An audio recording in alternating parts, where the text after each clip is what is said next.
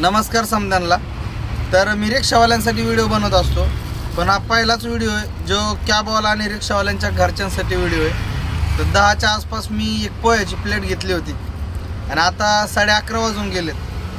Parcel CNGच्या लाईनीला उभं होतो, म्हणलं बसल्या बसल्या खाईल, पण तेवढ्यात मला एक ट्रिप पडली आणि मी ती ट्रिप उचलली आणि पोहे खायचेच राहून गेले माझ्याच्याने.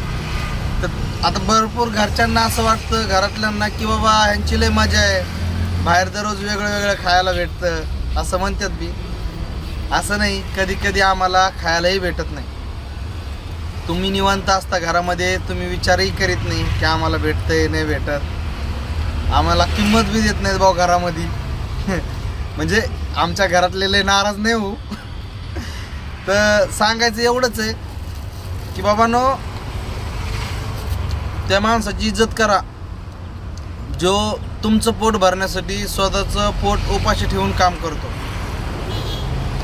धन्यवाद.